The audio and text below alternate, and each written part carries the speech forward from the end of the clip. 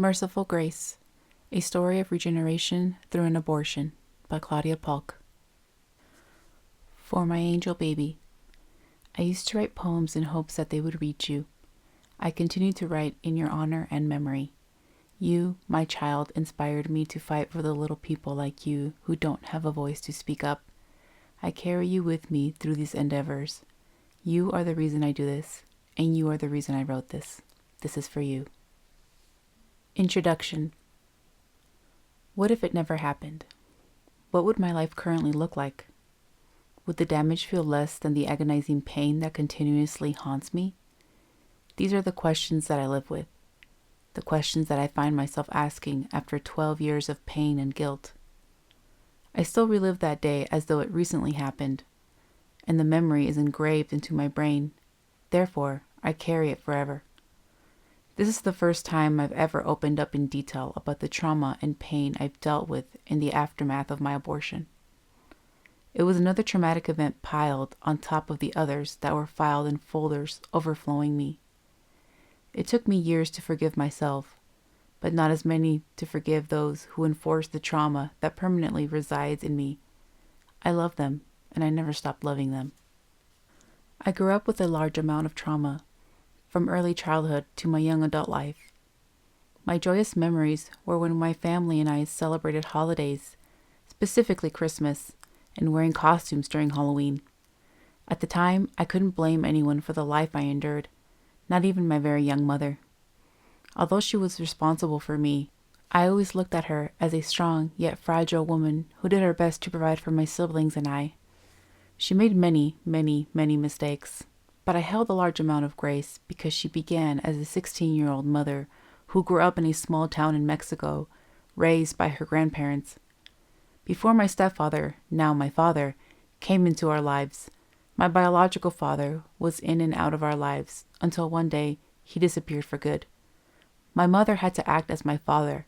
She was never taught how to be a mother or given any advice about boys for that matter before she became pregnant, which is where I came along. Growing up with trauma caused me to seek multiple therapists during my young adulthood, 6 to be exact. I developed many mental health illnesses, my latest being PTSD, post-traumatic stress disorder. Whenever I opened up with each therapist, one memory always proved the hardest to face. It took a lot out of me. I couldn't hold myself together as I spoke with pain clawing the inside of my throat. Fighting back tears was always the hardest. If anyone knew me well enough, they knew that I absolutely hated crying in front of people, especially strangers. The heartbreaking fact was that it happened. It happened to me and will remain with me. I was alone and had no support before it happened. There were countless times when I found myself questioning God. Why did these horrible things happen to me? What did I do to deserve this? Do you not love me? Why are you doing this to me? The fact was, I was still trying to figure out where my relationship with the Lord was. Growing up, I always believed in God. As a child, I remember countlessly falling asleep with tears in my eyes as I prayed for strength. Somehow, I always knew He was there when I was lonely. When I was heartbroken or scared, I prayed. Prayer is my superpower. That's what I've always believed. Prayer is the most important factor in my life as a Christian wife and mother. Prayer is my one-on-one time with God. To me, this is a personal moment when I get to talk to my Abba about my day and pray for the strength I need Him to equip me with, as well as my current pain and the pain of my past. One important thing I've learned through my traumas is that although I had a hard life, God always sought to get me through every single one of them. When I'd speak to my therapist about every trigger and tragedy I faced, I always wondered how I survived everything. How am I still alive now? He's not done with you yet. I suddenly heard this after I'd questioned God about my purpose in life. I wanted to shake off the idea that God spoke to me, but rather use it as a reminder that I'm still here after everything I went through because He isn't done with me. The name of this book comes from the vital moment when God granted me with such mercy and grace, not only through my lifelong traumas, but while I found myself laying before Him on my knees. As you read, you'll know where that was.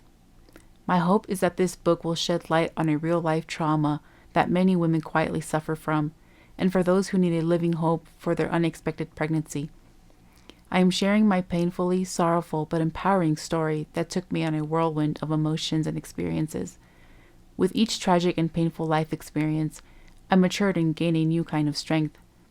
This reminds me of the passage in Hebrews, which speaks about the Lord's discipline on his children. We endure suffering as discipline. Hebrews chapter 12, verse 7. It's not enjoyable at all, but rather painful. Later on, it yields us to righteousness.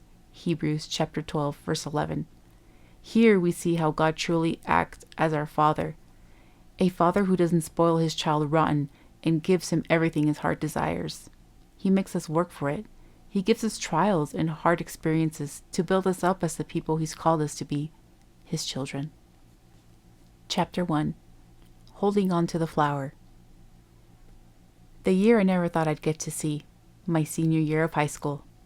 I'd worked so hard to get there after falling terribly behind during my freshman and sophomore years while attending school in California.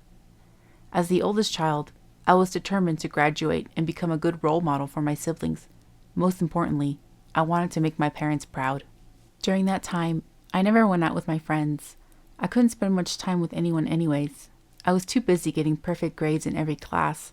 To my parents, I'd made a huge change from almost being a high school dropout to going to school on Saturdays just to graduate on time.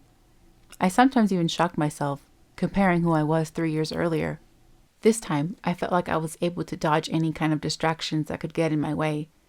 Come to think of it, there weren't very many either. Growing up as an introvert, I had a small group of friends. Some were sophomores, and others were seniors like me. I wasn't very good at making friends, for obvious reasons, since I was always quiet. It was the reason why I was never picky about only having senior-aged friends. If I found a person that I could truly connect with on a social and humorous level, that was the friend I made. I quickly became the nerd in my group, so much so that my friends often made fun of me for taking my schoolwork seriously. My sophomore friends were always wild and loud, given they were a bit younger than me, but for some reason, they loved spending time with this nerdy introvert senior who never spent time with them outside of school. But boy, were we loud during school hours. "I can't believe you're still a virgin," she yelled embarrassingly loud during lunchtime. As I mentioned before, my sophomore friends were very wild and, well, loud. I remember how shocked they were when I revealed to them that I was still a virgin. At 17, why was that such a big deal? I laughed along with them, not taking it seriously, but rather as an accomplishment for having a lot of self-respect for myself. I didn't throw myself at boys the way they did. I used to sit back and listen to their crazy sex stories. Then they would cover my ears as a joke, saying, "Shh, virgin ears!" Again, I never took it as an insult, but rather as how they made it out to be, a joke. My virginity was very important to me. I was in absolutely no rush to find the right guy to give it up to. I'd only had one real boyfriend in high school, who eventually, and very soon, broke up with me. It was the first time a guy had broken up with me. After that experience, I remained single for a long time. I was glad that I also remained a virgin. It was a big part of me. I felt almost attached and afraid to lose her. She was like a person, a pure version of me who I'd spent all of my life with, and letting her go would be a different world for me. Therefore, I knew that if I was going to give up my virginity, it would be to the right man. Even if I had to wait for a long time, that was okay with me. Most of my friends had all experienced sex and would often talk about it at school. I felt like a therapist listening to their stories and trying to give my input about the situation. Of course, there were many times when I couldn't relate to the way they were feeling, but I knew that I could still be a loving friend to listen and offer support. I guess you can say that was one of my greatest qualities as a friend. I rather enjoyed hearing about what was going on in the lives of my friends. That's probably one of the benefits of having a quiet friend. They just listen. That's who I was, and I can safely say I am still the same way today, except I have broken out of my quiet shell a little more since becoming a wife and mother. At this point in my senior year, almost everyone who knew me knew about my virginity. How? Well, surprisingly, it wasn't because of my loud friends who basically shouted it out by the quad during lunchtime. It happened during my favorite class, creative writing. I sat behind the guy I had the most ridiculous crush on. And of course, all of my close friends knew I liked him, including the few friends I had in that very same class. It was a normal day of writing about our most interesting topics. We had a free day as the end of the school year approached. The girl sitting next to me was drawing a lot of attention, including my crush, with a deck of tarot cards she'd brought to school and began reading them out loud as people asked her random questions. It was interesting to see how everyone was so intrigued by this. I sat and watched as she proceeded to line up her cards face down. As people were thinking of what other questions to ask, one of my classmates randomly pointed at me and asked, "Is she a virgin?" Why, out of all the questions in the world, would she ask her that about me? I thought in a panic. Was it because I was the quiet girl who hardly said a word? Was I an easy target? I couldn't make sense of the picture on the tarot card, but I remember the clear answer. Yes. I slowly sank into my desk as my crush looked at me with a poor, "I feel sorry for you" smile. Great, now everybody knows. Yes, even him. Why, oh why? I instantly wanted to disappear, but there was only a month left of school, and maybe then people would forget about the embarrassing and personal revelation. To my surprise, it ended up not being a huge deal. I seemed to handle things fairly well at this stage of my high school years. My determination was the key to not letting anything stand in my way. I always felt very different from others at school. I was quiet but funny. I made jokes but didn't talk much. I chat with my friends a lot but never went out. I was involved in many sex stories, but I was a virgin. That is who I was, and I was satisfied with myself. Holding on to my virginity never seemed like a hard task for me. It was more of a game of patience and seeing who God would put into my path. I never really felt disappointed when the right guy didn't come along to whom I'd hand my flower over. It was much more than that. I wanted to fall in love. That was the deal for me. Love. I would sit there and listen to my friends' sex stories as they gave details about their experiences, but they always left one thing out of the conversation. Surely you must be in love when you're having sexual relations with someone, right? I couldn't relate to what they felt because in reality, at 17 years old, I'd never really fallen in love before. The only thing I knew was that once I did fall in love with the right one, I knew I would hand him the flower I'd been holding on to for a long time. Chapter 2. There she goes. It was rather small and noisy, but I loved it and couldn't believe I finally had it. My first set of wheels. It was a late graduation gift from my parents, a 2002 Daewoo Nubira, a vehicle that is no longer made today, and it was never a popular one either, but I loved that little car. It was my next step to freedom. I was all grown up, heading off to do what I desired. One of the most exciting things I did was drive myself to school. I began taking college classes part-time as I started looking for a job to help pay for my college expenses on top of the bills I suddenly had. Then it hit me. This grown-up stuff was not all fun and games. I had to work hard to ensure I was responsible while showing my parents that I was mature enough to handle it. I worked part-time for my father's small business while searching for other jobs. During this time, I found myself being a different person again, but not in the best way. After graduation, I went through a phase that I didn't get to experience during my senior year of high school since I'd only been so focused on my schoolwork. I finally had the time and opportunity to go out and have fun. Since I now had a car, all I wanted to do was go out with my friends. From rock concerts to throwing parties, I was really living in the moment, mainly because I picked up drinking again, something I hadn't done since I left California. This time, I drank just to have a good time with my friends, rather than the sole purpose of getting drunk. There was no better feeling than being on my own, except that my parents still governed my every move. I was used to having my parents on my back about where I was going and how long I'd be out. My father never allowed me to be home past midnight. His saying was always, "This is not a hotel for you to come home as late as you please." Every time I'd arrive home late, I tried to impersonate a ninja-style technique and sneak inside the house like I was on a mission to steal a prized possession. The next morning, somehow, my parents always knew when I got home. "How?" I'd ask. "We heard you," they'd reply. It was an unbelievable parenting skill they had. My favorite days were the weekends when my parents would drive out of town to California to visit family. I always stayed behind to house sit with my sister, and we threw parties in the backyard. The next morning, on the day they would drive back home, my sister and I tried becoming master cleaners, cleaning up the mess of the night before, sweeping the ashes from the bonfire, throwing away cigarette butts, and hiding the empty beer bottles in the trash bins. It was like cleaning up a murder scene, hiding all of the evidence so that we wouldn't get caught in our crimes. As always, my parents knew something happened while they were gone. Somehow, they always found a piece of evidence that led to them knowing that something had occurred in their absence. To our surprise, my parents never yelled at us about it. They were rather disappointed that we couldn't be honest about the fact that we threw a party. In my defense, I reminded them that we were still responsible enough to have cleaned up after ourselves, as if the fact made it any better about going behind their back. During that time, there was nothing my parents didn't know about except my drinking. I felt horrified at the thought of ever getting caught drinking in front of them. I didn't exactly feel comfortable about them knowing I was underage drinking because what teenager would? Although they may have suspected it, I couldn't let them see me holding a beer and drink out of it. I most certainly never wanted to be caught looking wasted in front of my parents. I didn't want to let my parents see that side of me, which existed for my friends and behind closed doors. I pressured myself to maintain the image of a decent, responsible person to my parents, especially as the oldest child. That was the catch. I had to be the good role model for my siblings. It was especially hard to hold on to that role while I was going through this phase. I wanted to be responsible, but I also wanted to have fun. The pressure of not making a single mistake kept growing. It was impossible. How will I learn from my mistakes if I can't make any? I asked myself. It felt like an exam I never studied for, and one mistake could flunk me.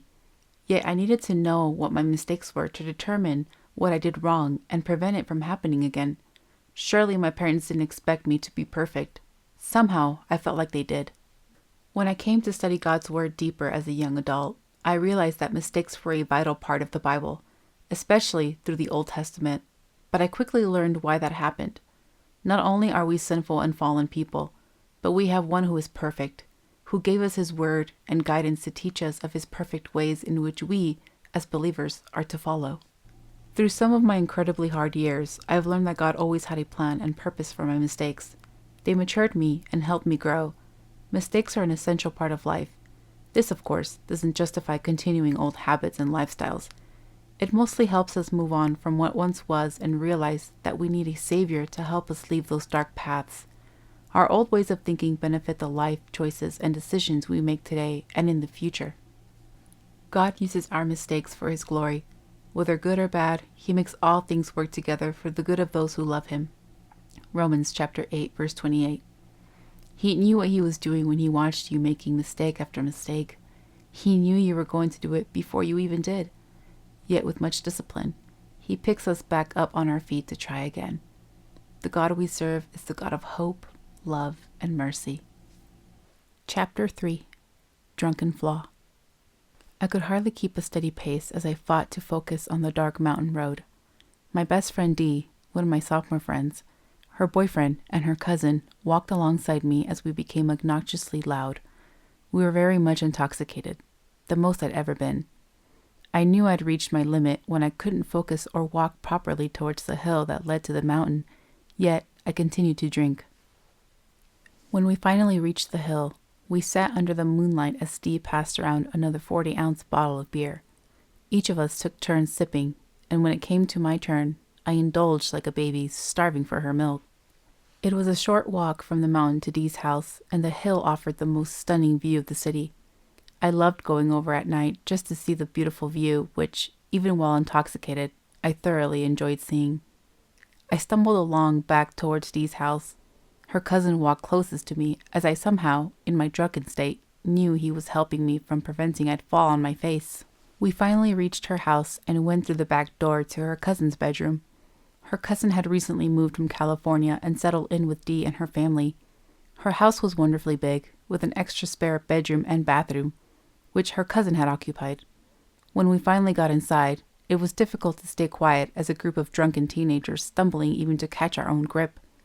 Thankfully, her cousin's bedroom was on the other side of the house, separated from the main bedrooms, and we stayed there to avoid getting caught. I was completely wasted, not able to stand on my own 2 feet any longer. I threw myself on the bed as I realized I didn't know how I was going to get home before my parents realized how late it was. And I was drunk. How was I going to pull off getting home sober before midnight? I was in deep trouble. As I lay there with my troubling thoughts, I realized I had to do it. I had to call my parents to pick me up. Maybe on their way, I could come up with an excuse as to why I needed to get picked up. But it was an impossible thought when my car was clearly parked outside of Dee's house. I struggled to come up with anything I could say to my parents while trying not to sound like I was fighting the alcohol inside of me. I finally reached into my pocket and grabbed my phone. As I squinted at the bright screen trying to dial the numbers, I finally gave up. As I put my phone down, Dee's cousin offered to help me and grabbed my phone to call my parents. My intoxicated self wondered, was this guy really taking care of me right now? Why was he next to me this whole time? I hardly know him. Then again, he was the soberest out of all of us, so I knew he had good intentions. Okay, thanks. Bye. He hung up and returned my phone after speaking to my parents. I was thankful and mortified at the same time. My parents were about to find out that I was drunk, besides the fact that a stranger called them from my phone asking them to come and pick me up. I just knew that they were already unhappy. I planned to play it cool and not look like I downed bottles of alcohol, but how on earth was I going to pull that off if I couldn't even stand on my own? About 20 minutes later, my parents arrived. My stomach sank as Dee's cousin helped me up from his bed and walked me out of the door. My parents both stood there staring at me with a familiar look, anger and disappointment. I quickly changed my expression as I walked toward the car to a "I'm sober, there's nothing to see here" look, but I couldn't fool my parents. The drive home was painfully awkward. They clearly knew that I was drunk, and it was the very thing I wanted to hide from them. I laid in the back seat with tears streaming over my cheeks as they yelled. As much as their every word hurt me, I couldn't blame them. I was angry at myself for drinking so carelessly and irresponsibly. They'd spoken to a complete stranger on the phone to find out that their intoxicated daughter had to get picked up from her best friend's house in the late hours of the night. That was more than enough for them to have every right to be disappointed and lash out. That night, I sat on my bathroom floor where my parents had left me in shame. I couldn't stop crying, and when there was nothing left to do besides feeling sorry for myself, I began to pray. I wanted God's forgiveness for my flaw, although I didn't have a strong and faithful relationship with Him. It was all I had left. God was my last resort, and I hid in prayer. I hoped that after I prayed, everything would go away. The pain, the anger, and my horrible mistake. I knew my parents wouldn't forgive me right away. It would take time for them to trust me again. Chapter 4. A New Relationship. The Nevada heat was as dry as ever, and summertime was here. Lakes were flooded with people swimming, jet skiing, and picnicking under the pavilions. Splash parks were filled with children running through the sprinkling water as ice cream trucks made their route around the parks. It was the only time we partook in any outdoor activities when living in the desert. I loved going to the lake with my family on those hot summer days. I began to grow closer to my family when we moved to Nevada because my parents found things for us to do together. I guess you can say that moving from California brought the adventure out of my parents, which I very much enjoyed. When we'd go out as a family, we remained in well air-conditioned buildings such as malls, bowling alleys, and movie theaters. Those were always my favorite places to go. Most days, I had to compromise with staying home just to stay away from the dreaded heat, even if it was at my friend's house. Dee's house was always on my weekly to-do list, given that she had a big house by the mountain with a swimming pool and a stunning view of the city. I vaguely remember swimming in her pool a couple of times. The rest of our times were spent hanging out inside, watching movies, getting our hair and makeup done together, and taking selfies. I'd mostly come over during the evenings when the strong heat of the sun had set, and then we'd go for a ride in my car for a spontaneous cruise around the town. My repeated presence at Dee's house was something her parents were getting used to when they'd see my car parked outside by their driveway.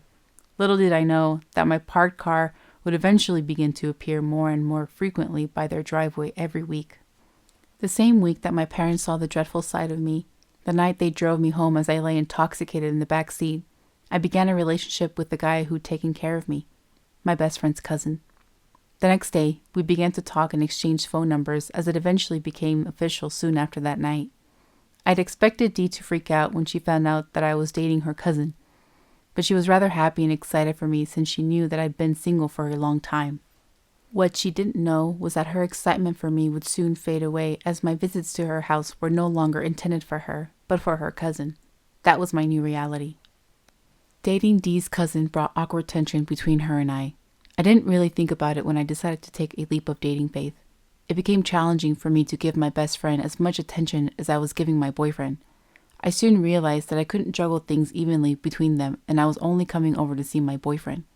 I didn't see much of Dee anymore. The fact that my boyfriend lived with his cousin, aunt, and uncle made it difficult for me to give my best friend a reason why I couldn't actually see her. One of the main things that attracted me to Dee's cousin was the feeling of protection I received on the night that I became obnoxiously drunk. It was a good feeling, one I was not used to having. Someone making sure that I wasn't harmed in any possible way. Someone who was sharply looking out for me. I longed for and craved that feeling my entire life.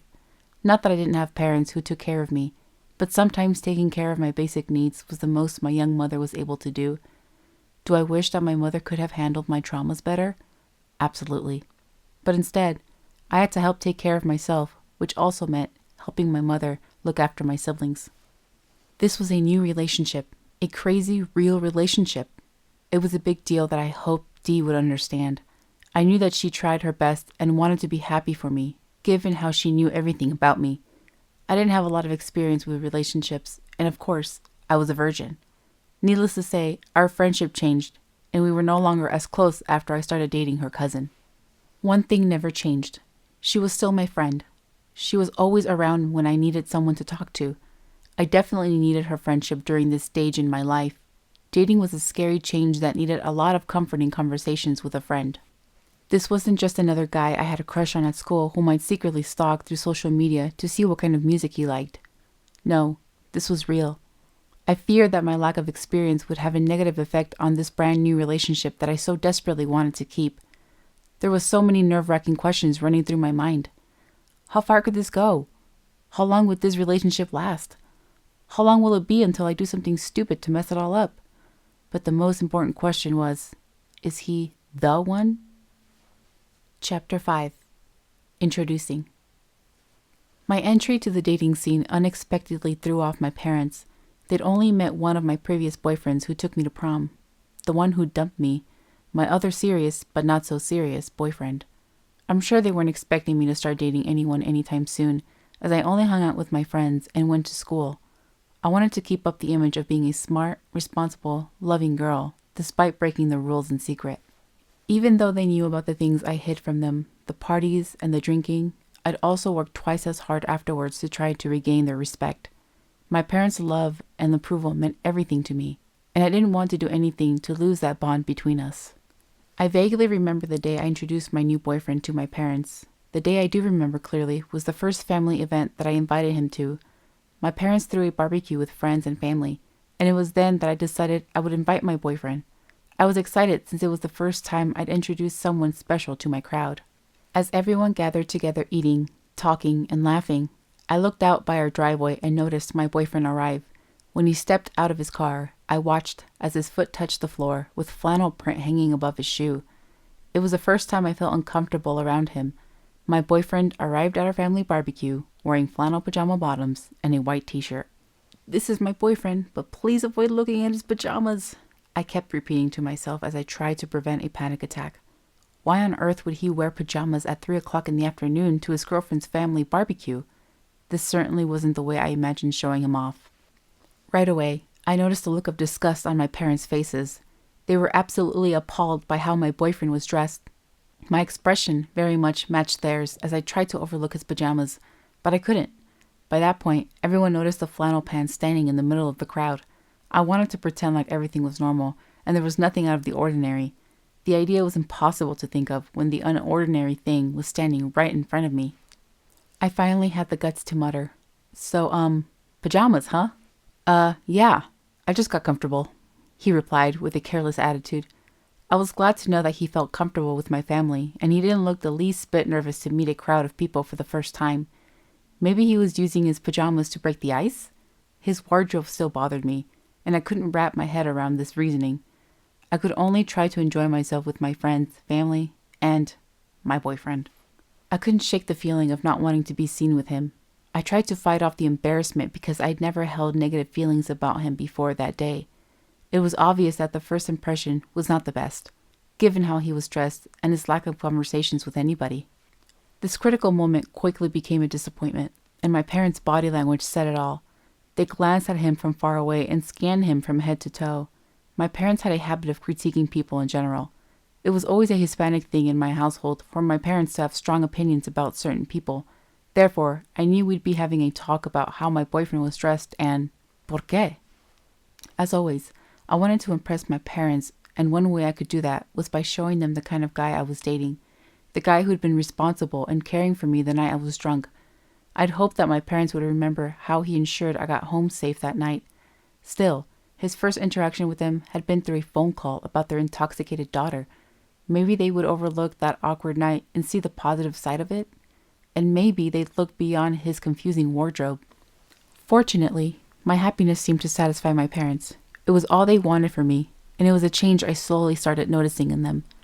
My parents had recently started going to church again, attending service alongside weekly in-home Bible studies. The year before, we left Catholicism, ending a lifelong tradition. My parents had a hunger for God, which was never fully satisfied in the Catholic Church. Therefore, they moved my siblings and I not only into a new church, but a whole new kind of relationship with God. Chapter 6. Goodbye, Sweet Flower. The summer in which my parents became newly Christians, we began regularly attending church, and our families slowly became involved in weekly Bible studies. My mother began opening our home to our church for studies and fellowship. It was a new experience for our family, given that we'd come out of a different church and religious tradition. I'd never seen my parents heavily passionate about anything until we joined a Christian church where my parents began to serve and build relationships among the congregation. I wasn't used to having any kind of relationship with people from church. Growing up, attending Mass, we'd only see others sitting around us and have minimal communication with anyone. Once Mass ended, it was a straight walk up and out of the church doors until we saw the same, and different, people again the following Sunday. I eventually came to enjoy our new life in a Christian church. That June, we were right in the middle of the dreaded desert heat.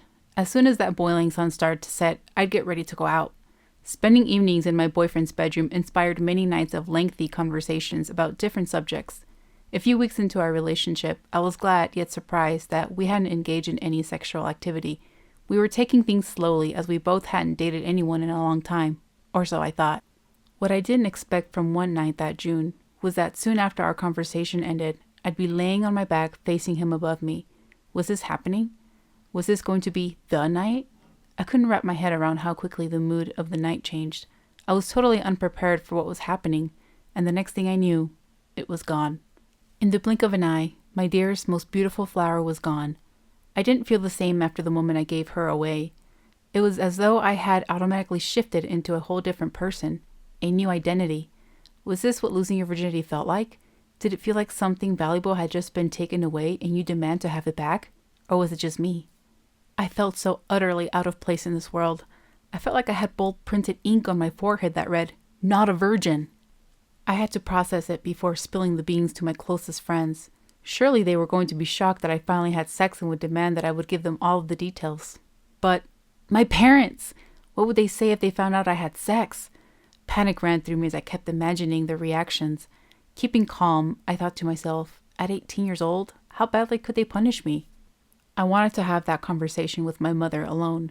I could always talk to her about boys. It was our special bond, but this was a bigger talk. I wanted to sit down and tell her what happened because, truthfully, I needed my mother right then. I didn't want to go through this change alone, and I certainly couldn't hide it from her, at least not for long. We often spent time together for our girls' day, either at the mall or going out for lunch. To my surprise, my mother had plans to go to the mall with me the following week, so we took the day off, and it would be the perfect opportunity to tell her. We walked for a good hour and a half around the busy mall, enjoying our quality mother-daughter time. I felt like a little girl going shopping with her mommy, hoping she'd buy whatever her daughter's heart desired. Although these were my favorite times with my mother, I feared that I would jeopardize this moment with my intense revelation. We finally settled down from our long walk around the mall and stopped by a pizza place in the food court. I remember sitting across my mother as I watched her take bites from her slice of pepperoni pizza, thinking of the right time to say it. I was like a ticking time bomb waiting to explode the words out of my mouth. She knew there was something on my mind when I wasn't eating and I was very idle. Before she could ask what was wrong, I finally gained the courage to speak. I knew my mother was my best friend and she would love me no matter how hard this was for her and for me. Mom, I want you to know that I'm no longer a virgin. My mother paused, closed her eyes, and smiled with unbelief. "I was not expecting you to say that," she replied, "but I am glad you told me." I felt a huge relief knowing my mother wasn't angry. Yes, she felt fragile at the idea that I was no longer a virgin, but she felt better knowing that it was important for me to tell her. My confession made a vast difference in how I related to my mother.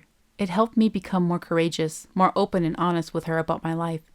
After all, I loved my mother, and I worked hard to make her proud of the woman that I was becoming.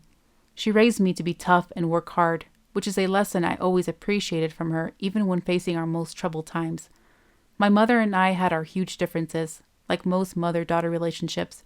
We argued and fought, but at the end of it all, I always went back to honoring my parents, since I'd always been taught to love and respect them no matter how chaotic things got between us. Chapter 7. The First Fall. I don't hold many fond memories of my birthdays. It was as though they were never celebrated when I was a child, but I know they were.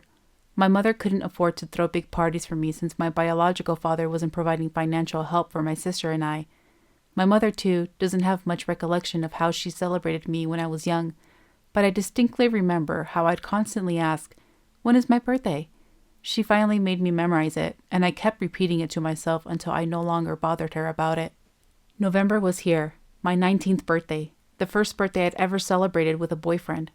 We were 6 months into our relationship, and already I felt like so much had happened. I lost my virginity that summer, and I started a very new and stable job working as a housekeeper in the hospital at Nellis Air Force Base. That summer crammed in a bunch of new beginnings in a short amount of time. I'd quickly gone from the girl who recently graduated high school to the girl who got her first car, a new job, was attending college part-time, and, oh yeah, wasn't a virgin anymore. As summer finally ended, my boyfriend decided to move out of his uncle's house and into his own apartment. I felt very excited for him, and primarily for us because it meant that we had more privacy when I visited him. It also meant that I would no longer feel uncomfortable with the fact that I was going to my best friend's house to see my boyfriend instead of visiting her. Yes, no more awkward visits, I thought. Things were shifting in a positive direction with my boyfriend, especially with my parents' continued approval of him even after my alarming confession. Of course, when I found myself wondering, what can go wrong? That's when something eventually followed. Sometimes I drive to my boyfriend's apartment after my late night shift at the hospital. We didn't get to see much of each other during the day, so I drive to see him after I got off work. My parents weren't fond of how late I got home after work, but they found comfort knowing exactly where I was. Still, the fact that my boyfriend was beginning to maneuver my every move bothered my parents. One thing I knew they'd absolutely never approve of was moving in with my boyfriend, which was a topic that he brought up constantly shortly after he moved into his apartment. During a weekend, I headed over to my boyfriend's apartment where I spent the majority of my time watching TV, having dinner, and drinking with him. One benefit of having a boyfriend of legal drinking age, easy access to alcohol. We didn't get intoxicated very much together, but this particular night, we had a few too many drinks. It was the first time I'd seen the tipsy version of him. Once again, we discussed the topic of moving in together, but I was strongly loyal to my parents about that rule. My parents were old-fashioned people who wanted me to wait until marriage to move in with a man. I tried to explain that to him every time he asked, which upset him greatly. Not only was I trying to respect my parents' wishes about moving out, but at the same time, I was afraid to move in with him. I wasn't ready to make that bold move yet, and frankly, I wasn't sure when I would be ready. As we both sat on the edge of his bed talking about the difficult topic, I told him in a sincere manner that I wasn't ready for that move in my life, but assured him that it would eventually happen. I needed time. He understood my reasons, but he knew that my parents were also behind them. He quickly began to dislike my parents and their control over me. He wanted that influence instead. I slowly started noticing something different as he became angrier every time he brought up the same topic, and my response remained the same. At that point, I wasn't sure if it was really him or the alcohol in his system, so I tried to ignore the matter and got up to head home. Before I could take a step forward, he grabbed my shoulders and forcefully pushed me back down onto his bed. I felt like the earth stood still for a moment. What just happened? Did he really just push me? I can't believe this happened. That startling moment didn't seem to faze him. It became clear to me that he wasn't ready for me to leave and had more to say about the conversation we had just had. I was speechless. Even if he wanted to keep talking about this, he wouldn't have gotten anything out of me. I was in awe of what he'd done. Who is this person? I wondered as I tried to collect my thoughts and feelings. He wasn't the same guy I fell for on the night he took care of my drunken self. The rest of that night was a complete blur. I couldn't remember much of what happened after that moment when time stood still. Despite being confused and scared, I eventually made it home, and I woke up the following day in my bed, under my parents' roof, safe. Chapter 8. A Christmas Like This. Since I can remember, the most joyful time of my life is the season when we celebrate the coming of our Savior. It's a time when I overlook my tribulations, especially during my childhood, and celebrate the joy that was born. I grew up learning about the birth of baby Jesus and what it meant to celebrate Christmas, apart from the thrill of opening presents close to midnight on Christmas Eve, which was part of our Hispanic tradition. My happiness never dulls during the holidays, even to this day, and grew more than ever when God gifted me with my youngest child, a baby boy, on Christmas Eve. My favorite holiday became treasured even more after the Lord came into my life. I reflect on the first greatest gift, the gift of a child who came willingly to grow up and live a life of persecution just to die for my sins. My reflection often comes when I listen to Joy to the World, a well-known song we've all grown up listening to, but I never truly understood the meaning behind it until I was growing in the Lord. This traditional Christmas song is actually rejoicing in the coming of our Lord Jesus Christ. Joy to the world, the Lord is come. Let earth receive her King. Let every heart prepare him room, and heaven and nature sing. It brings joyful tears to my eyes as I think of how unworthy I am of such love and sacrifice that was given to me. I don't deserve his mercy, and yet he gave it to me on the cross. I was spending Christmas with my boyfriend, another first for me since I'd never spent the holidays while in a serious relationship before. I'd imagined the excitement of spending the holidays with someone you loved, and yet I wasn't sure if I was experiencing that. I continued to struggle over what happened just after my birthday, the gut-wrenching moment I never thought I'd ever go through. I desperately wanted to get over it so I could enjoy the Christmas season, but I couldn't. My mind continued to replay that scene, the impact of the push and falling onto the edge of the bed. Everything was so clear as if it just happened. After that night, I hoped that he'd come back and apologize for what he'd done out of unnecessary anger. To my surprise, he never apologized. He didn't seem to think that he did anything wrong. It was rather harmless to him, but he didn't realize that it was harmful to me. I started questioning myself about whether I felt safe in this relationship or not. One thing I knew for a fact was that I would never mention the incident to my parents. I wanted them to maintain a good relationship with my boyfriend. While I indulged in the Christmas time celebrations that were finally here, I quickly realized that my menstrual cycle wasn't. I drew a sudden panic as I glanced at my calendar and noticed that I was indeed a week late. How could I have just noticed? I asked myself. It's a part of every woman's life. I was always aware of my menstruating days, and somehow I missed a whole week. While I tried to remain calm, my thoughts overcame me. I was fearful at the thought of having to take a pregnancy test. No, there's no possible way, I thought. It's probably just late. I'll wait. I hadn't mentioned the possibility of a missed period to my boyfriend just yet, but rather thought that it was simply late. This calming idea got me through Christmas as we celebrated with my family's holiday traditions. Behind my holiday joy, the clinging fear made me sick to my stomach. Am I really sick? Or am I just fearfully sick? I wondered. Our family festivities continued through New Year's Eve. The evening consisted of food, music, bonfires, and drinks. I was excited to spend another festive time with my boyfriend, whom my parents had again invited to spend with us. It was the best time as we ate, laughed, and drank, which for a moment helped me forget about the fearful thought that consumed my mind. As drinks were being given, I helped myself to a mixed drink that one of my out-of-town family members prepared for everyone. Although I was underage, my parents allowed me to drink around them because they kept a close eye on me. I paused as I looked down at my drink, thinking about whether I should in fact consume of it. I mean, after all, it was New Year's Eve, but my period was still missing. Once again, I tried to erase the fear and took a sip. I was aware of the risk I was taking with the possibility that I could be pregnant, but the only person I was worried about at that moment was myself, as I sought comfort in alcohol. I finally decided that it was time to tell him. I needed my boyfriend's support during a scary and uncertain time like this. I told him that I was a couple of weeks late and I needed to take a pregnancy test.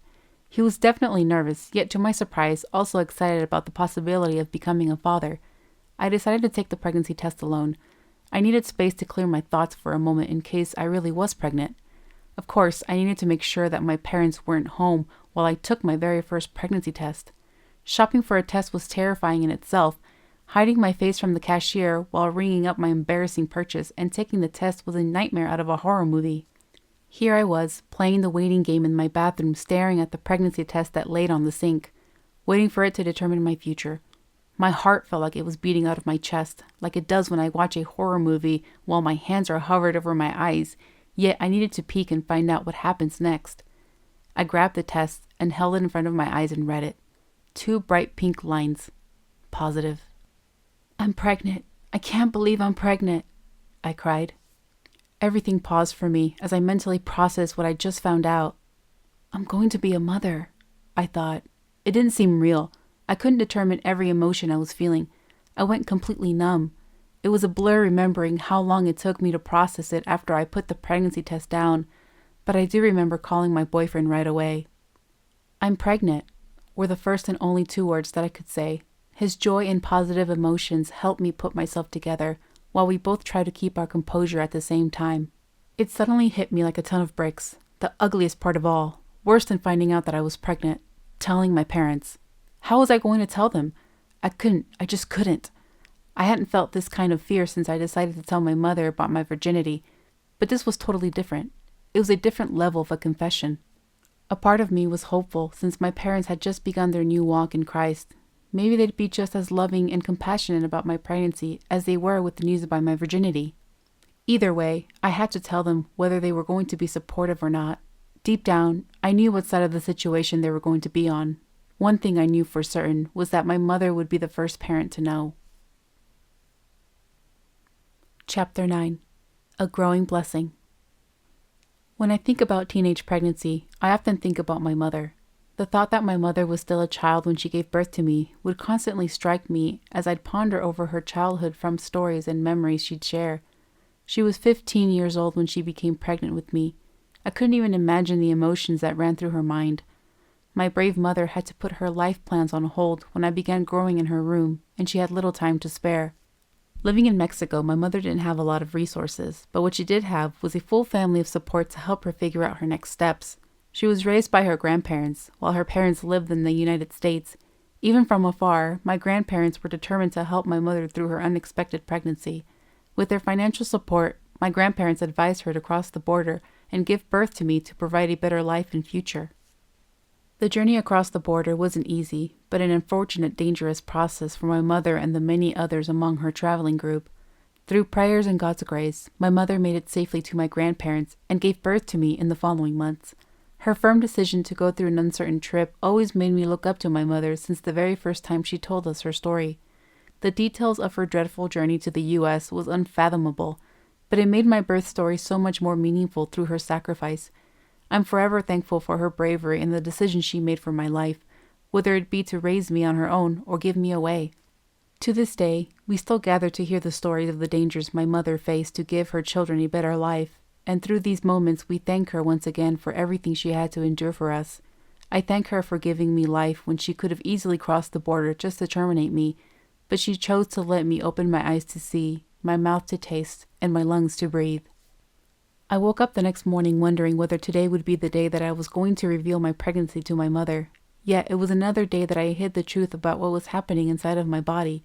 The thought that I was growing a life was unreal. Here I was, sitting at the kitchen table with my parents without their knowledge about an additional person in front of them.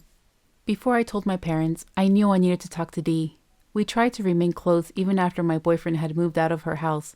I revealed my pregnancy to Dee, my sister, and one of my best friends, Kat. For moral support, I had to open up about my pregnancy to the people who were closest to me. Those I knew wouldn't reveal it to a soul before I confronted my parents.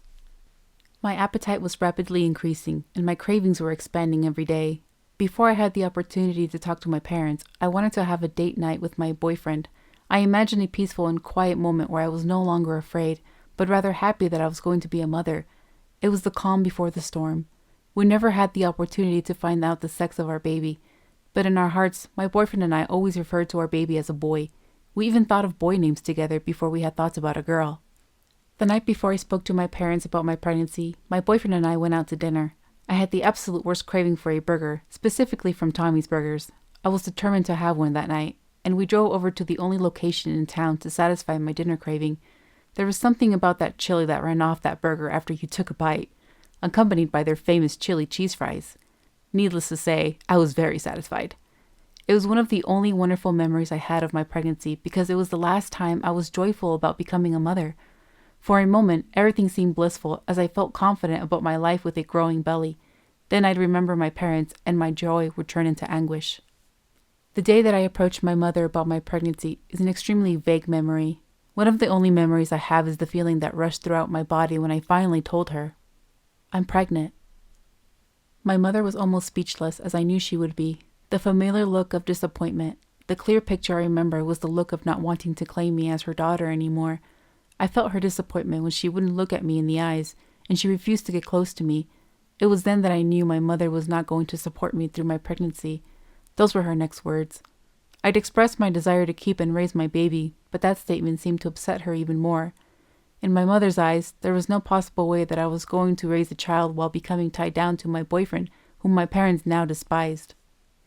I felt completely and utterly alone after I told my mother about my pregnancy. One thing I knew for certain was that my joy had ended, and it was now a painful reality of not having the love and support I needed during my most vulnerable state. The very few people who were by my side about keeping my baby were, again, Dee, my sister, my current best friend Kat, and of course, my boyfriend. I had no actual adults to encourage me as I became a frightened mother for the first time. Being a mother was a role that I always wanted to have. Even though I was 19 and pregnant, I wanted to have my child, and I so desperately wanted my parents to assure me that everything was going to be okay, to tell me that with their love and support, I was going to get through this pregnancy and have a healthy baby. If I express to them how much I want to have this baby, they will support me, I continuously thought. As much as I did so, my mother was still not on board. Her words broke me into a million pieces as she said, "You are not keeping this baby. I am taking you to have an abortion." I couldn't believe what I'd heard. She was committed to having my child terminated, who was already living and growing inside of me, giving me all of the cravings and nausea. How could she do this to me? How can she be this cruel to me and her grandchild? I was in disbelief at my mother's careless tone and words. I was heartbroken. Why would a mother make her daughter go through this kind of trauma? To avoid embarrassing her? To avoid the label of grandmother at a young age? I couldn't fully grasp whether her reasoning was for herself or for me. Either way, I didn't want to listen to her explanation as to why abortion was my only option. Chapter 10. Departed. The song never ceased to bring tears to my eyes during my favorite time of the year. I never quite understood why. Even before my rebirth in Christ, I'd naturally break down in tears every time it started playing on the radio during Christmas. The lyrics weakened my emotions as I had no control over the tears that rolled down my eyes while I listened with great attention. Did you know that your baby boy is heaven's perfect lamb? That sleeping child you're holding is the great I am. Mary, did you know? My body shivers with goosebumps at those lyrics being sung with such a soft tone. What draws my heart to this particular song is the writer, Mark Laurie's, perspective and illustration of a young vulnerable mother unexpectedly carrying our Savior, being comforted by promising words of her child's great purpose. Mary had no idea that her unborn child would grow to do such marvelous things no person would ever imagine they'd see. How wonderful would it be to have someone comfort every unexpected mother with words of encouragement, and most of all, to remind every one of them that the life they are carrying is not only a miracle in itself, but also comes with a great purpose. Every single person, no matter the circumstance in which they were conceived, was given life to live for a specific purpose. Whether we are called by God or those who are among the unbelieving ones, we all have a calling when we're born because God uses every single one of us for His great purpose. With every passing day, I'd hoped my mother wouldn't mention the abortion clinic. Maybe she'd forget about her vile plan and consider supporting me in my pregnancy. I hoped that under her anger and disappointment, my mother would grow a soft and caring heart overnight for the child that I was carrying, or at least for me. Although the hopeful time went by, I became slightly confident that my mother would eventually let me keep my pregnancy. I'd suddenly try to spark up the joy that was lit up inside of me, like when I was chowing down on that chili cheeseburger. For a moment, everything around me felt all right. Painfully, that wasn't the case. The thought that my mother had forgotten that her 19-year-old daughter was knocked up became a silly thought. My high hopes were soon trampled down by my mother's foot when she suddenly made plans to set up the appointment at the abortion clinic and demanded that my boyfriend pay for the procedure. Once again, I was heartbroken to know that my mother viewed this as a medical procedure, rather than acknowledging the fact that she wanted to end her grandchild's life. Nothing I could say or do would change her mind. and I was terrified to stand up to her for fear of being abandoned with a pregnant belly and my abusive boyfriend. By that time, my mother noticed his possessive and controlling behavior. Without seeing the physical abuse, my mother somehow knew. One of my mother's tactics for convincing me to agree to the abortion was constantly telling me that my life would be over if I went forward with the pregnancy, that I'd be stuck with an abusive boyfriend and our child. What my mother didn't know was that I'd planned to break up with my boyfriend even while pregnant. I was committed to leaving him, and if I had to, I'd eventually fight him in a courtroom for our child. This was another frightening thought, because it was a fight I was probably going to fight alone. It was a master plan that I longed to have, and yet if I had my parents' support, I know for a fact I would have succeeded. My mother was already committed, and her decision was made, despite of what I had to say. Now I had to break the news to my boyfriend. He refused to pay for the abortion at first. His plan was to fully support me and our child. He was looking forward to being a father, and that was one of the main reasons I felt encouraged to keep the baby, even though he'd not yet known that I was planning to leave him. As my mother continued to demand payment for the abortion, my boyfriend finally gave in. He was only able to pay for half of it. Therefore, my parents were forced to provide for the other half. My boyfriend was torn at my parents for what they were making us do. We felt hopeless as young parents. He'd already had a ruptured relationship with my parents, and if paying for the abortion meant some kind of restoration between them, he was willing to do that. A huge part of me wished my boyfriend would have fought harder against my parents for our child's life, to stand up to their cruel demand, but it never came to be. After the payment agreements were made, it seemed as though I wasn't being neglected as much. Therefore, I knew what I needed to do to gain my parents' love and respect. I'd recognized that I was going to be alone, fighting a possible legal battle with my soon-to-be ex-boyfriend over our baby. I knew my life may or may not have been over, and through these thoughts, the very same thoughts my mother gave me, I believed. Sitting in the waiting area of the clinic felt gut-wrenching. I couldn't contain my legs from shaking. I sat next to my mother while my boyfriend sat across from us. He didn't want to stay, but I begged him to be there with me. As I looked around the room, I noticed a crowd of young girls. A few of them looked as nervous as I was, and some of them looked confident as if they'd been there before. My mother noticed how nervously fearful I was as she laid her hand on my trembling legs. "It's going to be okay. You'll be put to sleep," she said, with her best to comfort me. As I sat there waiting and praying that my name would never get called by the technician, I dozed off and pondered. What if I just ran away right now? What if I got up and walked away and ran as fast as I could, away from everyone and everything? Surely my mother couldn't run after me and drag me back here. I could do it. I could just leave. "Claudia?" As soon as I heard my name, my heart sank like I was back in a horror movie, this time trying to run away from a serial killer chasing after me with a machete. My mother quickly tapped my arm, gesturing me to get up. I felt like I had to pull all of my strength just to stand up. Once I was on my 2 feet, I asked my boyfriend if he'd stay and wait for me until everything was over. I needed his support even during this hard and difficult decision that we were both pressured into making, and he agreed to stay. As I made my way into the exam room, the technician asked me to lie on the exam bed to perform an ultrasound. It was my very first ultrasound, the only one I had during my pregnancy. I lay there with so much fear and anxiety while the technician moved the ultrasound probe around my belly. I desperately wanted to see him. I wanted to see my baby. I wanted to see how big he was. I wanted to hear his heartbeat. How did he look like at this stage? Though I hoped to get an opportunity to look at the screen and see my baby through the ultrasound, I wasn't allowed to. The technician hid the screen from my sight as she took measurements of my baby. It was at this moment when I realized that the only people on this earth who got to see my baby were the ones who terminated him. I found myself staring up at a ceiling with a pretty set of clouds and butterflies flying over them while I laid on the uncomfortable bed. To my left, a nurse began prepping my arm for injection, and a doctor at my right explaining what I was going to feel and what the aftermath of the abortion would feel like. I couldn't focus on his words nor on the words of the nurse who was explaining to me that I was soon going to fall asleep. I tried my best to stay calm, and as I was responding back to the nurse, I fell into a deep sleep. Everything was blurry, as if I was in a drunken state trying to stay awake, but I couldn't. I was sitting on a big recovery chair, not knowing how I got there or who put my undergarments back on after the abortion. I struggled to wake up, and quite frankly, I didn't want to wake up. I wanted to stay asleep forever and not exist along with my baby. I didn't want to be alive if my baby wasn't here with me. As I struggled to keep my eyes open, I noticed with blurred vision a girl sitting on a recovery chair next to me. She looked more alert than I was. looking at my drowsy face.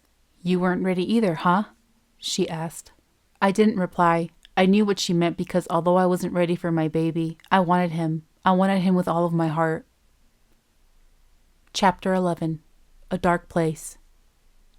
Growing up, I went through an extensive amount of trauma that forced me to become an adult at a young age. Being the oldest child out of the bunch certainly had an impact. It was a role I had to take seriously at the age of 10. Therefore, my childhood was a short one. My mother went through a brutal separation from my first stepfather. It was a violent scene I'd never forget. After that, we were forced to live with my grandmother, and soon after that, we became homeless, living in a hotel room with no money and barely able to eat with the bit of money my mother had. It was then that my mother met my second stepfather, my father, who helped raise us and loves us unconditionally. It began much earlier, at the age of 6, living in California in an apartment complex, a very tight-knit community. I loved that neighborhood. I held fond memories, playing outside and riding on my rollerblades, whether it was by myself or with my neighborhood friends. Soon, this simple joy was destroyed. One afternoon, I wandered into our apartment complex's empty pool where the gate always remained locked. On this particular day, I noticed the gate doors wide open. I had an intense curiosity about finally going inside for the first time and looking at the empty pool up close. It was an incredible feeling to be in the gated pool by myself. As I looked around, something startled me from behind. I turned to find the friendly apartment custodial worker whom I knew very well and had spoken to often. I was afraid that I would get in trouble for breaking into the abandoned pool, but he seemed, as always, very friendly about my presence there, perhaps too friendly. It was then that the warming and loving custodian inappropriately touched me. I told my mother about the incident. I explained how and where he touched me, and I was afraid he would hurt me again. My mother was only 21 at the time and had no idea what to do, so she remained silent. I was both hurt and bothered that this man continued to roam the homes of the families who lived there with their children who played outside every day. I was hurt that my mother didn't do anything about it. I thought maybe she was afraid to say or do something that would jeopardize her friendships, or maybe she didn't believe me. To this day, the reason remains unknown. The unfortunate thing is that I had to live with that irreversible moment. After that day, I became fearful of playing outside. The world became a dark place, and there was nothing darker I thought I could ever go through. I laid in bed for what seemed like an eternity. My eyes could no longer produce tears from crying for days on end. All I wanted to do was stay curled up in a ball in my dark bedroom until I grew of old age. I felt like I was living in a nightmare, and there was no way to wake up because even if I did, I was no longer pregnant. I was no longer nauseous, no longer craving chili cheeseburgers and Chinese food every week. I laid rubbing my empty belly, going through every detail of what happened that day, the feeling I had when I couldn't see my baby on the ultrasound screen, falling into a deep sleep mid-sentence as I spoke to the nurse beside me, waking up in a different room with no reflection of how I got there. I hardly remembered how I finally got up from that recovery chair, but I remember I needed help walking to my parents' car. As I walked out of the clinic doors with my parents holding me by my arms, I asked my mother where my boyfriend was. "He left during the procedure," my mother replied. On top of the emptiness I felt because of what I'd just gone through, my boyfriend left in the middle of the process that we were going through together. The day after the abortion, I felt even more consumed about my boyfriend's absence. I wanted my boyfriend to help me get to the aftermath of this nightmare. He knew how much I needed him, yet he left without saying a word. I texted him the night I got home from the abortion clinic and expressed how hurt I felt. He felt bad about leaving and wanted to make up for not staying with me through the process. The next evening, my parents went to a Bible study while I stayed behind, curled up in my bed, left with my troubling thoughts and whatever tears my body could produce. The doorbell rang. As I was very hesitant to answer the door or even move from my bed, I gained the strength to see who was there. Looking through the peephole, I saw a bouquet of flowers, but I couldn't see who was holding them. I quickly opened the door and saw his face pop out from the side of the flowers as he held them out to me. My boyfriend knew how to cheer me up. Although flowers are always the way to my heart, it certainly wasn't going to wipe my pain away, but it put a smile on my face that day, a smile I hadn't cracked in days. I asked him to stay with me since my parents were gone and he was no longer allowed to be in our house. I needed his company more than ever, and I didn't care if my parents found out. I didn't care at all about their feelings. At that point, I was tired of following their rules and trying to be the perfect daughter who desperately wanted their approval about everything. Being the oldest daughter became exhausting, and at some point I knew I needed to start making my own choices. Living under their roof meant they were in control, even if I was a responsible adult with a job, car, and paid my bills. As long as I lived under their roof, I was under their authority. I understood why they felt they had to control us. Their job was to protect us kids and ensure that we were going on the right path. But after the abortion, I no longer wanted to be loving and understanding about the situation. I wanted to leave. I couldn't afford to move out on my own, and I didn't have friends I could move in with, and certainly didn't want to move in with my boyfriend, especially when I was planning to break up with him. I had no choice but to stay with my parents. In a dark time as this, having my boyfriend over was the comfort I needed. I still held upsetting feelings when he left the clinic that day. All I needed at that moment was his company. We didn't say much to each other when he came in, and then I realized that he was also grieving the loss of our baby. This whole time I didn't think about how this made him feel. He was excited to be a father and already thinking about baby names. So of course, this wasn't just affecting me, it was affecting him just as much. This was it. This was the reason he left the clinic that day, I quietly thought.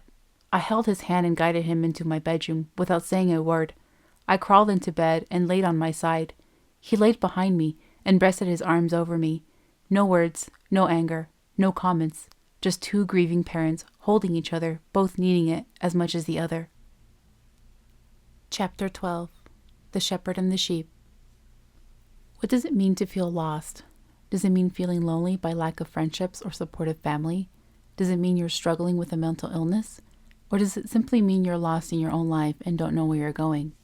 For many of us, feeling lost can mean many different things. I, for one, can use that term in many areas of my life before the Lord. One of my favorite lines that Jesus quotes comes from John 10, as he's referred to as the gate for the sheep, and the sheep hear his voice. He calls his own sheep by name and leads them out. John chapter 10, verse 3. I am the good shepherd. I know my own, and my own know me.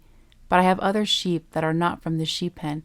I must bring them also, and they will listen to my voice. John chapter 10, verses 14 and 16. I think about how lost I was before the Lord brought me into his sheep pen. I didn't know exactly where I was going in my life, especially after the abortion. I was done. There was no reason to live anymore, and I had no idea why God still had a purpose for me here, except to live with my pain.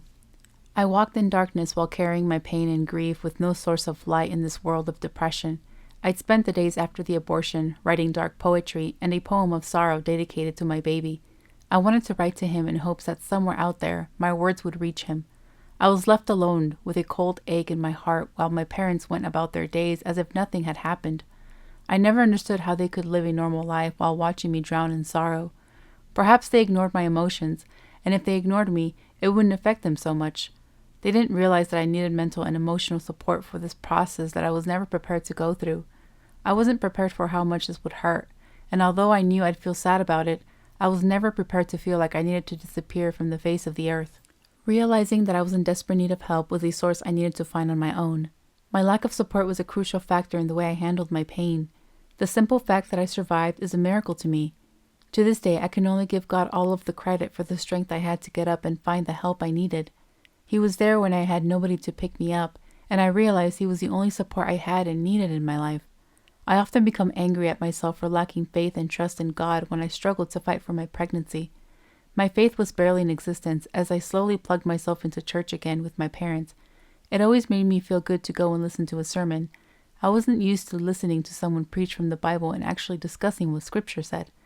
This was intriguing to me because I was actually gaining knowledge from a book that I had in front of me for years. I couldn't believe I finally understood God's word for the very first time. God granted me the strength to get up and get ready for church that Sunday morning. It was unfathomable that the week after the abortion, I was on my way to church to show my face before God after what I'd done. But I needed to. I needed to seek help by trying to repent for what I did in hopes that He'd forgive me and take this pain away. My parents were glad to see me going back to church with them, since I'd attended regularly with them. The fact that I went to church only a week after the abortion made me believe that there was a reason why I had to be there. To me, it was just another Sunday trying to seek any amount of peace through God. Going to church was one of the very few sources I had to receive emotional help. Therefore, I had to try for the sake of my mental health. Sitting in a crowded church building was always the most anxious part of the service for me. In this case, it felt 10 times worse to be surrounded by so many people, afraid that my sin was on display and everyone was glaring at me for it. Despite my fear, I kept a low profile that day to avoid anyone from coming over to talk to me. Of course, because we were in a very social setting, I had to pull my words and myself together for the heys and hellos as people greeted me. I quickly went to my seat before anyone else could bombard me with the joy that I didn't have, Sitting next to my parents during the service was agonizing. I wanted to scream at the top of my lungs in the middle of the crowded room to release my anger towards them. As the service came to an end, our pastor asked if anyone needed to be prayed for or simply wanted to come and seek God for renewal. I looked around, curious to see who would get up and walk to the altar for prayer. So far, nobody got up. As I looked down, I noticed my legs shaking because I knew I needed to be up there. Maybe I could just pray from here, and that'll help, I thought. Just when I talked myself out of the crazy idea of walking up to the altar, but what I could only describe as God's infinite power, I stood up. It was as if someone called me, and my instinct was to respond. This was unlike me. I'd never stood up, walked in front of a whole congregation, all eyes locked on me.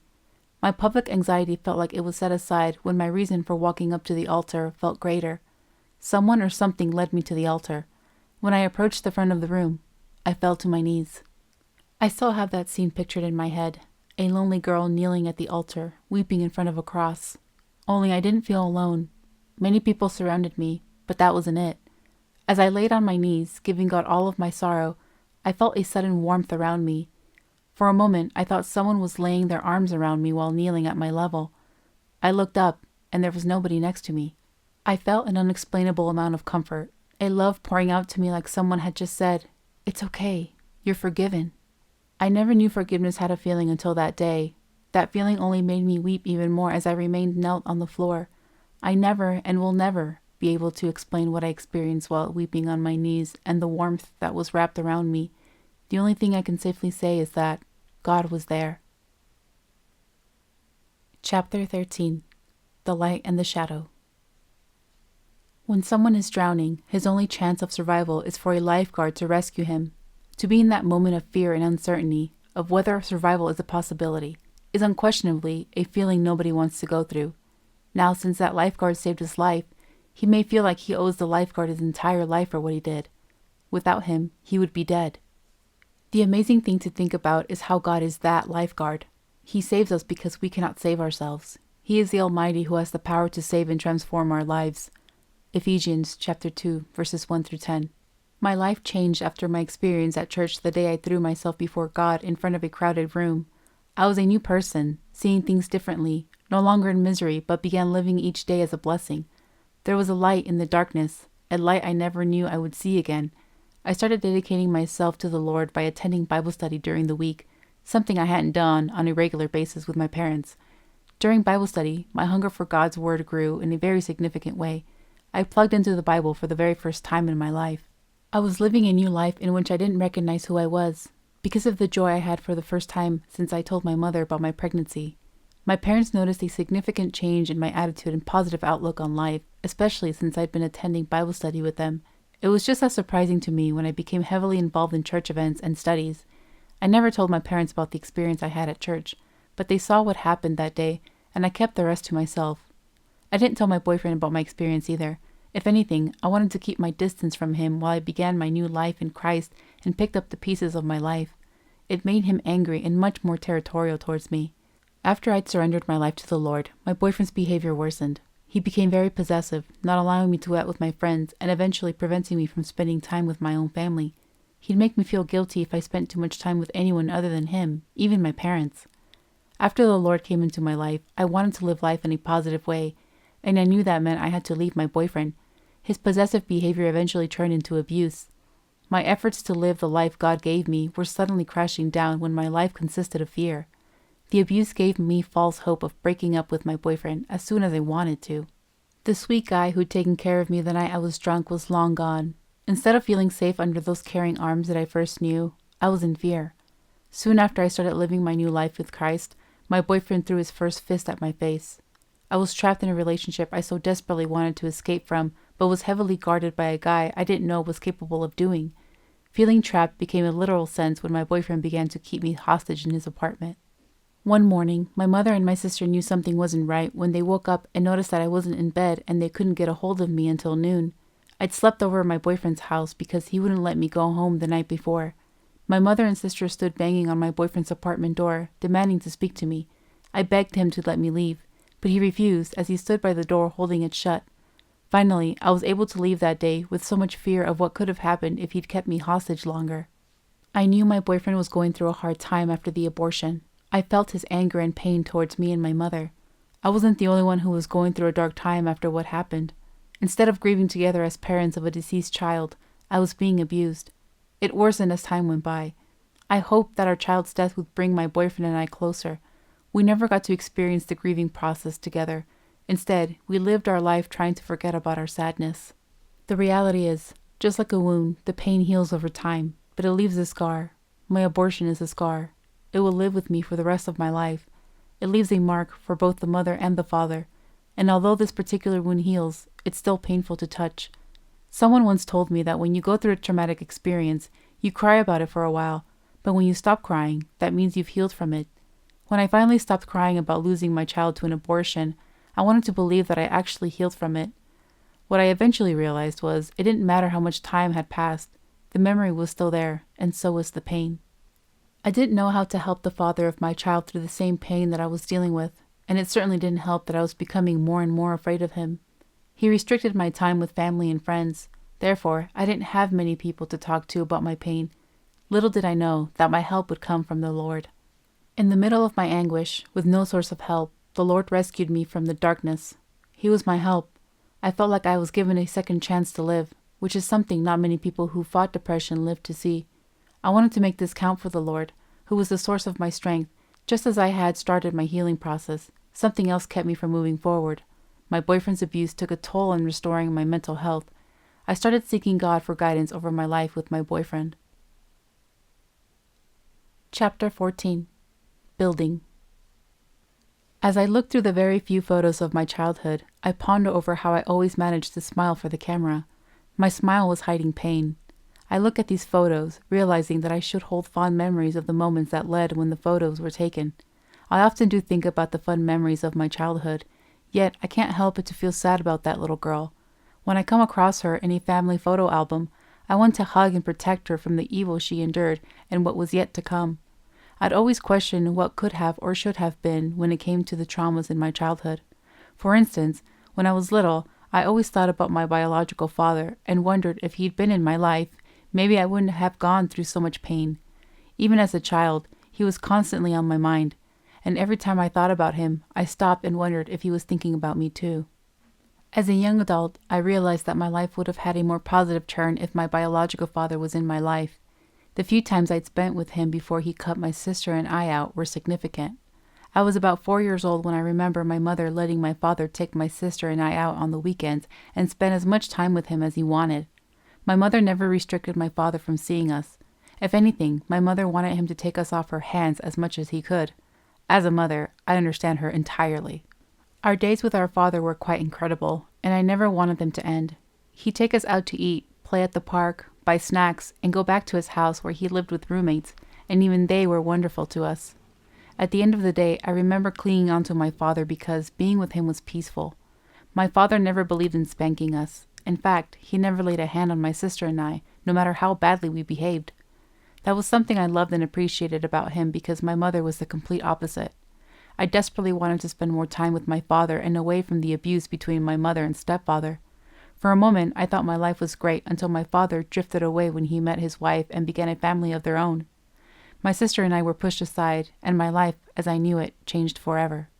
While I continued to put up with my boyfriend's behavior, I was still determined to walk the new path I had in the Lord, focusing on rebuilding my life by going to church, working part-time at the hospital, and going to college. I was steadily whole again by working on my priorities, and my boyfriend was becoming less of that when his abuse wasn't changing. I couldn't seem to escape no matter how strongly I felt about ending the relationship. I didn't have the mental or emotional capacity to leave him. My boyfriend was clearly holding me back from moving forward in my healing process. Although I wished to have been able to take the time to heal together, I couldn't achieve that with him because of the harm he was causing me. One thing I knew for certain, I couldn't stay in this relationship for much longer. I had no idea how I was going to break away from this toxic relationship.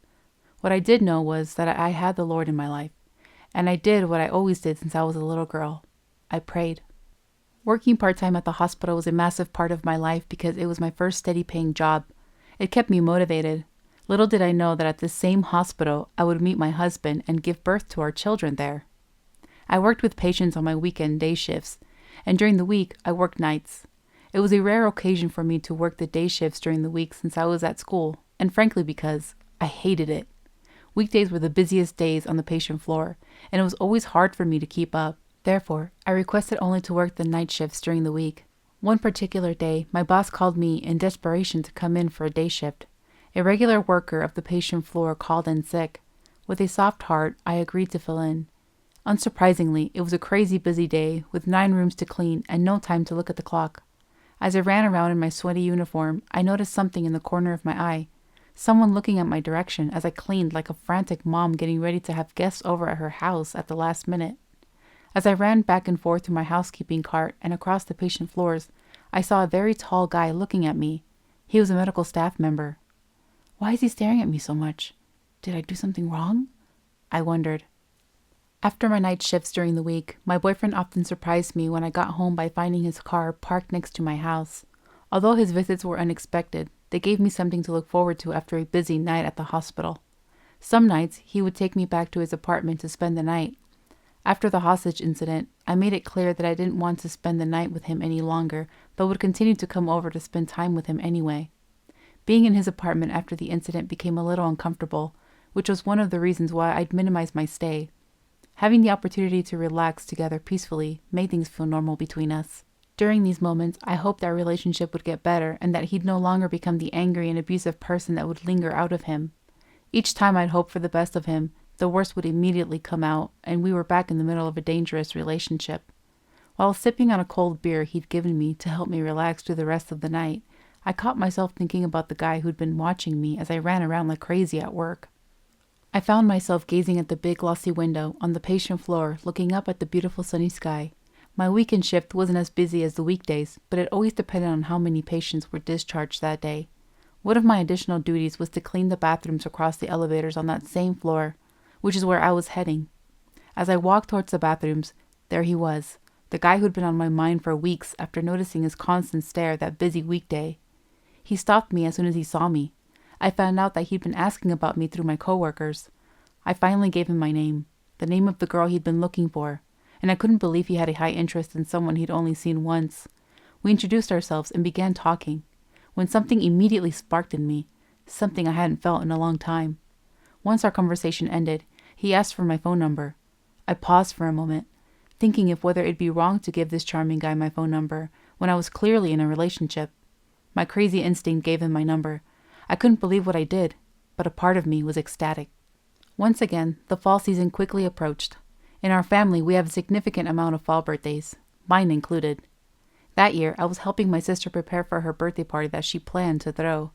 My sister, mother, and I were close when it came to girl talk, so of course, I couldn't help but to share with them who I'd met.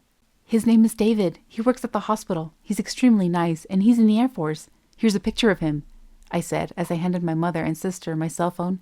They immediately gushed over him and were excited that I was talking to someone new.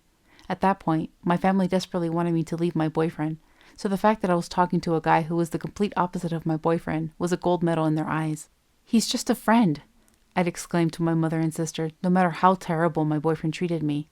I always remained faithful to him. They still became persistent about making my friendship with David more than what it was, but I couldn't bring myself to be the kind of person to have a fling with a guy. Chapter 15. A New Beginning. One of the most powerful stories of deliverance in the Bible is in Exodus, when God's chosen people, the Israelites, flee from slavery in Egypt through Moses, in whom God displays his power and glory to Pharaoh and to his people. God's deliverance and promise to give the Israelites a new life is a divine miracle in itself, given the amount of years that the Israelites were slaves. You can only imagine the extraordinary joy that was displayed among the people to be free at last. One thing that stands out to me about this powerful story of deliverance is during the absence of Moses, while he is in Mount Sinai to receive the tablets, God's people act corruptly. They create a golden calf to which they bow down and sacrifice to. Through the lack of patience and faith, they turned away from the God who brought them out of Egypt. Exodus chapter 32, verses 4 through 8. How are God's people, who've seen for themselves the mighty power and glory of the true and living God, just turn away from him? This is a moment in the history of Exodus that always baffles me. In some ways, as children of God, we too have found ourselves in the same situation where we've clearly seen God's work in our lives and what he brought us out from before we came to know him. Yet, when we find ourselves in unfortunate circumstances, we tend to also act corruptly. During those moments when we have to hold firm to our faith, we tend to lose it during our hardships, and as the person who is handpicked by God, we have more to show about ourselves as His children. We see that for a moment, the people of Israel weren't acting like God's chosen. They were acting like pagans. It's easy to lose patience and trust in God, but we must always hold strong in our faith that the same God who has delivered us from darkness will never leave us. I asked Him for guidance. I was gradually healing from post-abortion trauma while attending church, studying God's Word, working, and attending college. One thing continued to pull me down: my boyfriend. I questioned God about why I was in this position. How can I possibly move forward with this guy? God, please tell me what to do. I knew Christ wasn't going to leave me in the middle of an unhealed process, but I also couldn't understand my position in the situation. I knew what I'd felt the day I was drawn out of my seat at church. I knew the power of God had a hold on me in a way that I'll never be able to describe. There was a clear answer about my purpose in life, but now I needed an answer to my prayers. For the first time, aside from my post-abortion healing, as a daughter of Christ, I needed His divine and absolute guidance in my life. The anticipating night was here. We were thrilled to have friends over for a fun time around the bonfire that my dad prepped in the backyard. Without my boyfriend's presence, I fully enjoyed the few times I had to hang out with my friends without a guilt trip about not giving him all of my attention. It's going to be a great night, I said to myself as my sister and I got ready with last-minute makeup touches in front of the bathroom mirror. My mother came behind us in the bathroom and began spraying me with perfume, then grabbed a stick of red lipstick and applied it to my lips. "What are you doing, Mom?" I asked. "I'm just helping you look pretty tonight, that's all," she replied. I was totally confused by her random act of assistance. It wasn't like her to randomly grab beauty products and apply them onto me unless I asked for her help. I knew that something was going on, but I couldn't figure it out. I looked over at my sister, and she giggled. "Dude, what's going on?" I asked. "Oh, nothing." "Well, there's definitely something you guys aren't telling me. So what is it?" I demanded. My mother finally replied, "It's a surprise. For you." "For me? But I'm not the birthday girl. Why do you have a surprise for me?" I asked. I didn't get much of a response after that, but given my mother and sister's random smiles and chuckles, all I knew for sure was that something was up. We talked, laughed, and listened to music while sitting by the bonfire. A couple of my friends from high school also joined us, which made the night even more enjoyable. In the middle of our bonfire gathering, I noticed my mother gesturing to my sister. I thought it was a little strange, but I didn't give it too much focus. While I chatted with friends around the bonfire, I noticed a tall figure walking towards me out of the corner of my eye. It was very familiar. When it stood next to me, I looked up and couldn't believe who I saw. David. "What are you doing here?" was the first thing that came out of my mouth. "Why is he here? How does he know where I live?" So many questions ran through my head as I tried to keep my composure. "Your mom invited me," he replied. I looked over at my mother and gave her a "how in the world did you do this?" look. As much as I wanted an explanation, I had to save that talk for later because I didn't want to overlook my surprise guest. "I still can't believe you're here," I said, still in disbelief. The fire had ceased and the backyard darkened. Everyone had gone home while the only ones left sitting around the black smoky fire pit were David and I. We spent the rest of the night talking and getting to know each other better. It was then that I finally revealed to him that I had a boyfriend. I wasn't sure how the shocking news was going to impact our friendship, but I knew I needed to be honest with him. The worst thing that can happen is he gets up and walks away and we never talk again. To my surprise, he remained seated next to me. I was relieved that he wanted to continue to know me. I talked about my boyfriend after I revealed that I was in a relationship, and while doing so, David noticed something about me. "I don't think you love him," he said. "What? Why do you say that?" I replied. "Because every time you say you love him, you look down." I paused for a moment. Was this true? Was it really that obvious? I didn't catch myself looking down at the floor until David mentioned it, and that's when I realized it was true. I told him I wasn't sure I wanted to stay in the relationship. I felt stuck because my boyfriend had abusive behavior and he'd struck me in the face once before. I wasn't sure what he was capable of doing if I broke up with him. But David understood and wanted to help me. He reached for my phone. "You can do it.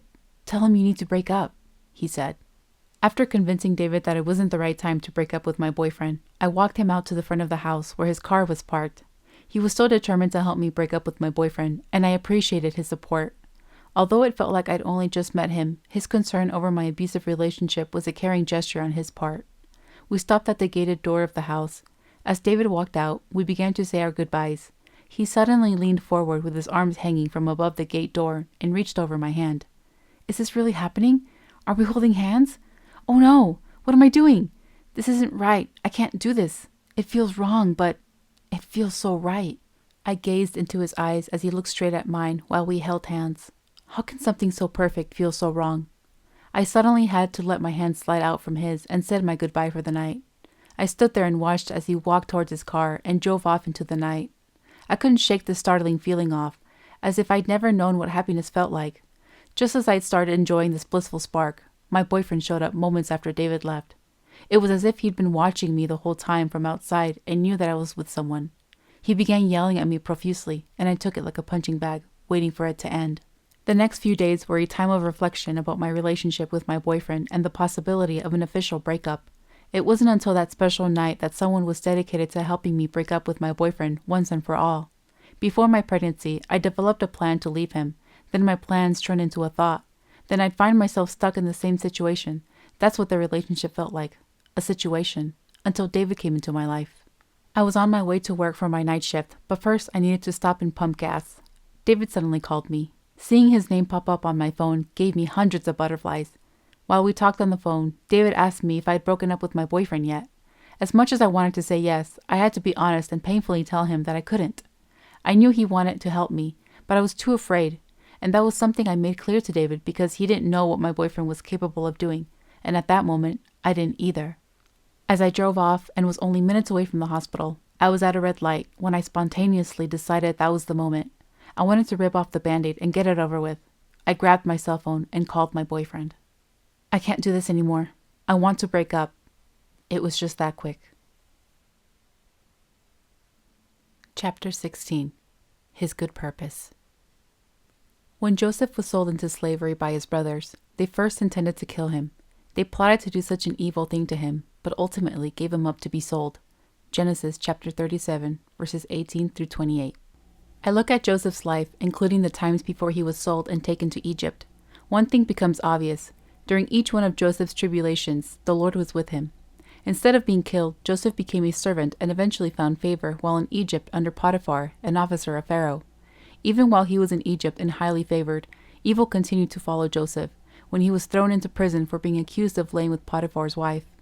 Once again, the Lord was with Joseph, and he made things work and succeed for Joseph when he is put in charge of all of the prisoners by the prison keeper. Genesis chapter 39, verses 11 through 23. It's truly remarkable to see God's hand over Joseph's life. When I think about my traumas, I'm reminded that God was there through the pain and the times that I wanted to end my life. The Lord intervened and found a way to turn my hurt into healing. The biggest weight was lifted off my shoulders when I finally broke up with my ex-boyfriend. It was almost hard to believe that I broke free from the anchor that kept me down, which couldn't have been possible without David's dedicated encouragement. I felt as though God sent me a Prince Charming to rescue me from the fiery dragon and swept me off my feet. Soon after the breakup came my birthday, my first birthday without him, and I was both excited and anxious to have David over for my celebration. My friends, including Dee, were there, and it was quickly becoming a special night when David arrived. The night was complete. Everyone gathered around as I blew out my birthday candles, and I made a special wish. After my guests started leaving, it was once again David and I alone on a dark night, talking for what felt like hours.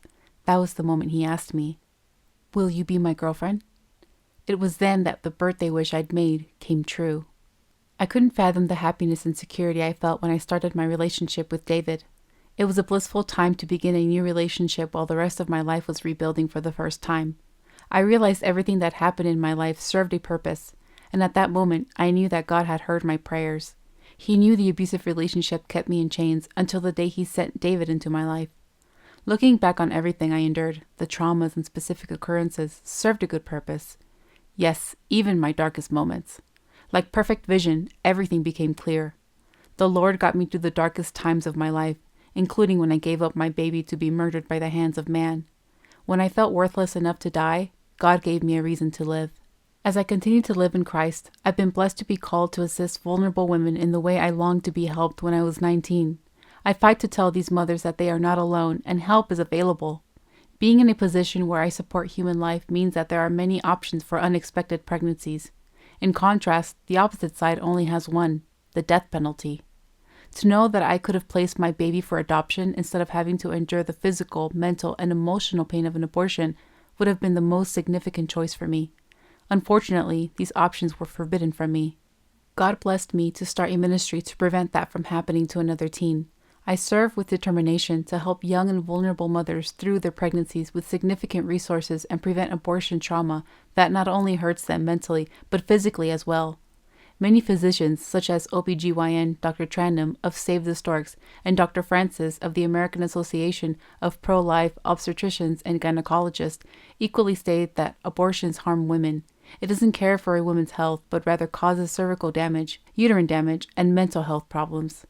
As stated by Dr. Trandom, 92% of OBGYNs don't perform abortions because it doesn't serve a woman's health unless her life is at risk. This fact speaks volumes about abortion that strongly motivate me to help both mothers and their unborn children. I recently sat through a demonstration that made me squeeze my husband's hand as I tried to find the strength to watch. An OBGYN described how an abortion is performed. Although I knew what abortion does to an unborn life, I never knew the process. She proceeded to show an illustration of the instrument being inserted into the womb and pulling the baby out by crushing the legs, arms, and brain. As I sat listening with tears in my eyes, I could no longer watch. I deeply pondered the process because it was the first time I learned about the brutality my unborn child faced. The hurt and guilt ran through me like it had just happened again, but I quickly brought myself out of the darkness and reminded myself of the light I hold in Jesus. After the abortion, I couldn't see a future for myself.